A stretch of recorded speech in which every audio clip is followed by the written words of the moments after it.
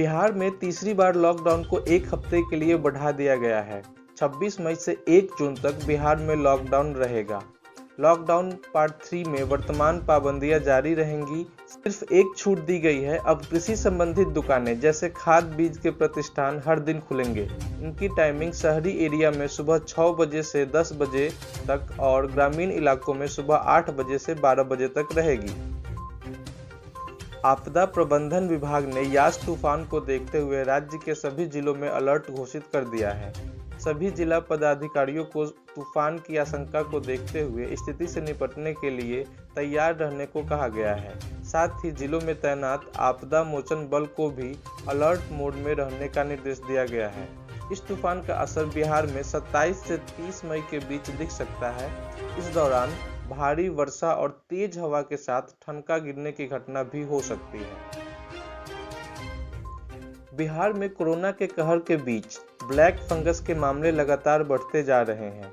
पटना के 2 सरकारी अस्पतालों में एक दिन में इस बीमारी के 90 मरीज पहुंचे। बिहार में अब तक इस महामारी के मरीजों की तादाद 297 हो चुकी है।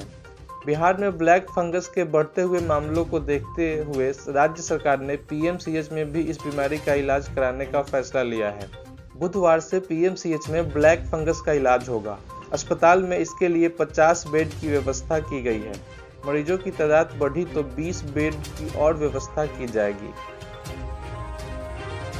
बिहार में लॉकडाउन के कारण कोरोना में काफी गिरावट आई है। राज्य में सोमवार को कोरोना के 2844 नए मामले सामने आए, जबकि पिछले 24 घंटे के दौरान 5500 मरीज ठीक हुए हैं। इसी दौरान 93 संक्रमितों की मौत हुई है। अभी बिहार में कोरोना के कुल एक्टिव मरीजों की संख्या 37,942 है। भारत में कोरोना की दूसरी लहर कमजोर पड़ती जा रही है। सोमवार को 1,95,685 लोगों में कोरोना संक्रमण की पुष्टि हुई।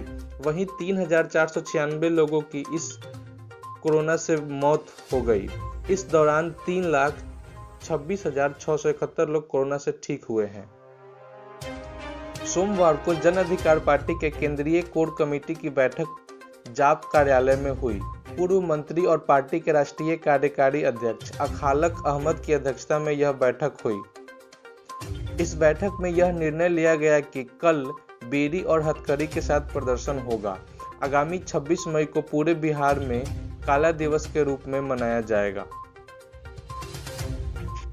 हिंदुस्तानी अवाम मोर्चा के प्रमुख जीतन राम मांझी ने पीएम मोदी पर हमला बोला है। सोमवार को मांझी ने ट्वीट करते हुए कहा कि वैक्सीन के सर्टिफिकेट पर अगर तस्वीर लगाने का इतना शौक है तो कोरोना से हो रही मृत्यु की डेथ सर्टिफिकेट पर भी तस्वीर लगाई जाए, यही न्याय संगत होगा। इससे पहले भी रविवार को जीतन राम मांझी ने ट्वीट कर पीएम मोदी पर निशाना साधा था।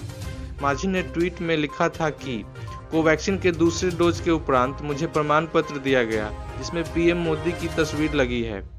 देश में संवैधानिक संस्थाओं के सर्वेसर्वा राष्ट्रपति हैं, इस नाते से उनकी तस्वीर होनी चाहिए थी।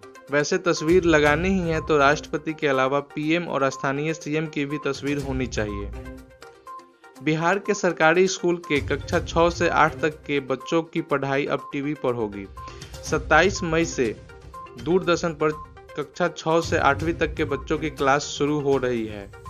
डीडी बिहार पर सुबह 9 बजे से 10 बजे तक क्लास होगी। इससे पहले 9 मई से कक्षा 9 से 12 तक की पढ़ाई दूरदर्शन पर शुरू हुई थी।